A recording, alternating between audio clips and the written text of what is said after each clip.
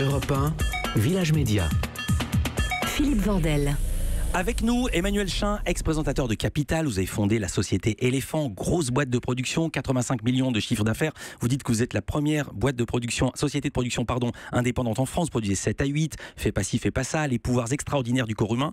Et là, vous vous lancez sur un nouveau marché, les petites vidéos, je le dis de manière ordinaire, qu'on regarde sur le portable. Vous avez monté pour l'occasion une nouvelle structure, une nouvelle marque, Monkey, ça veut dire singe en anglais. Expliquez le concept. Singe, c'est sympa. Les singes, c'est agile, c'est curieux, comme vous. Ouais. Et donc, Monkey, c'est ça. Dis donc, première fois qu'on traite de singe.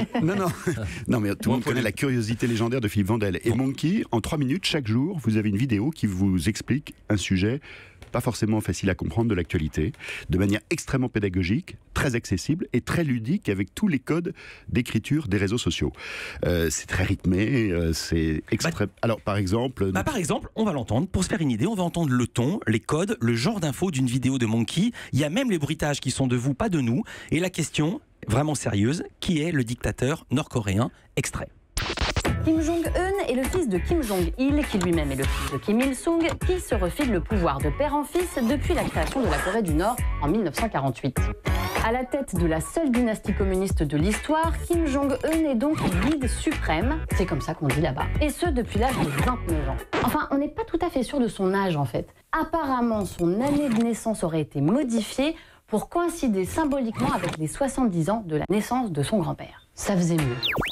Alors c'est incarné, il y a de l'humour. Mais avec la vidéo, c'est mieux, parce qu'en fait, c'est en image. Tout est en image. Et c'est ça qui fait la force de Monkey. Oui. C'est que, oui, parce que là, on entend juste la voix, donc ça paraît un peu pas forcément simple à comprendre. Et ce qui est formidable avec Monkey, c'est que on comprend tout. On comprend qui est Kim Jong-un, on comprend ce qui va se passer à Notre-Dame-des-Landes, on comprend la purge des dirigeants arabes, on comprend la politique de Trump au Moyen-Orient, donc on comprend des sujets référents de l'actualité.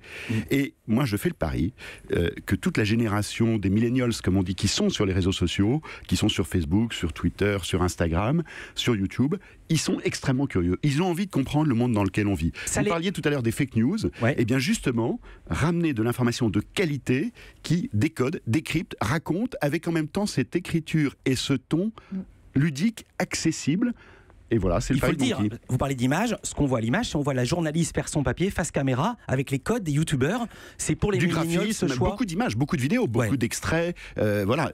La journaliste incarne, elle doit être présente à peu près peut-être 30 secondes sur 3 minutes, mais il y a beaucoup d'images, beaucoup de graphismes, beaucoup d'infographies, donc c'est extrêmement pédagogique. Ce sont des vidéos qui sont vues entre 100 000 et 600 000 vidéos vues par sujet. Ouais. Vous pouvez les voir à n'importe quel moment. Vous allez sur Facebook, Monkey, sur YouTube, sur Twitter. Pardon, Emmanuel Chin, ne nous expliquez pas le principe d'Internet. On n'est pas. On sait que c'est à n'importe quelle heure. C'est un média d'information, un média social d'information online. Ce sont des thèmes sérieux, ce qui m'a vraiment frappé dans votre travail, et je vous donne absolument raison. Ce sont des thèmes sérieux, pas putaclic, pour reprendre le jargon du métier. Vous cherchez pas le buzz ni le lolcat. Les thèmes Trump et Jérusalem. Pourquoi Trump a choisi de reconnaître Jérusalem comme capitale d'Israël? Dopage et espionnage et géopolitique en Russie. Emmanuel Macron en Algérie. Oui. On fait le pari. Je croyais que les millennials, justement, ne s'intéressaient qu'au buzz et au lolcat. Eh bien, aussi à ça. Il n'y a pas que l'info LOL. L'info LOL, c'est très bien, c'est divertissant. Mais les millennials, ils s'intéressent au monde dans lequel on vit. Hier, le discours du président de la République pour le sommet pour la planète, ça a fait une viralité extraordinaire pour cette génération. Donc je suis absolument... Les sujets d'environnement, scientifique, le monde qui change. Je suis journaliste. Les équipes de 7 à 8 à Éléphant, il y a un vrai savoir-faire éditorial, journalistique. Il y a aussi toute une équipe digitale moyenne d'âge 28 ans, qui produit Monkey, 11 personnes, et qui ont envie de rendre cette information accessible avec, effectivement, toute cette nouvelle écriture rythmée, avec un ton très objective en même temps. Et c'est un pari, je crois, pour l'instant, extrêmement prometteur et j'espère réussi. Alors un pari, beaucoup de gens parient et mettent des sous sur le même marché. C'est naissant, mais c'est presque encombré. Je vais pas être exhaustif, je vais pas citer tous vos concurrents. Il y a Minute Buzz, Brut, Combini, Explicit. Aux États-Unis, il y a Now This, Al Jazeera a développé AJ+, qui cartonne en anglais et va arriver sur le marché Loopsider et j'en passe. Qu'est-ce qu'ils ont? Tous ces médias de différents, on s'est amusé à compiler les déclarations d'intention de tous ceux qui se lancent dans l'aventure de la vidéo virale hors télé.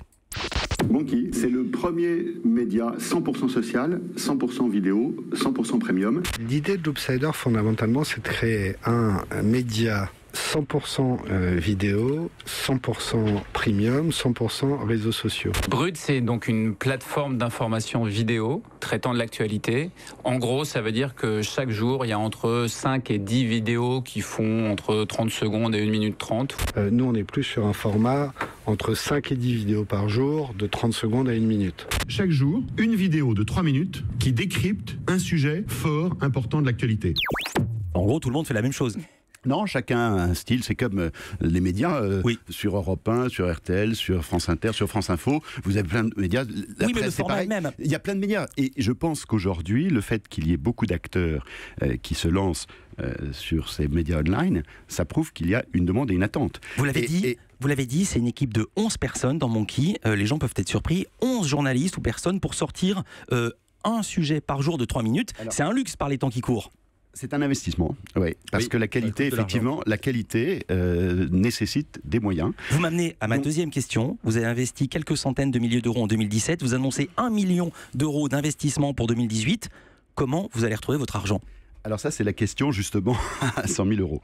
Je ne sais pas encore. Non. Je ne sais pas. Non, mais franchement, je ne sais pas. On fait un pari. On fait un pari qui est d'avoir un média de qualité qui va fédérer une audience. Et l'audience est importante aujourd'hui, plusieurs centaines de milliers de vidéos vues, pour créer effectivement une communauté. Et je fais le pari que quand il y a un média de qualité avec une audience, il peut avoir ensuite des recettes et une valorisation. Générer du trafic publicitaire. Voilà.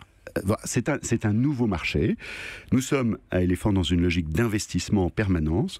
Ça fait un peu plus de 15 ans que nous avons créé cette société qui produit aussi bien des magazines, vous en avez cité un certain nombre, que des séries télé, des fictions, du cinéma, des documentaires.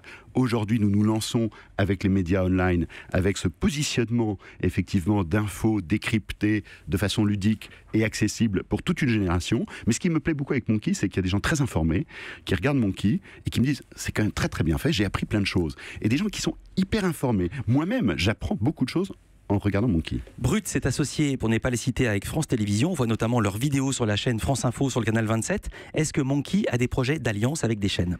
Il y a plusieurs médias, mais je ne peux pas dire qui parce que ce serait pas bien de le dire, qui nous ont appelés depuis le lancement de Monkey, qui s'intéressent aujourd'hui à Monkey et qui aimeraient le mettre effectivement, mais même des médias de presse digitaux, qui peuvent être des grands médias de presse qui pourraient également... c'est en discussion. Voilà, Ouais. c'est en discussion. Mais pour l'instant... Manu Tissier demande, c'est nous ? C'est chez nous ? Est-ce que ça va être chez Manu Tissier ? Non, France Télévisions a déjà une offre très riche avec leur chaîne d'info numérique. Non, mais voilà. Europe 1.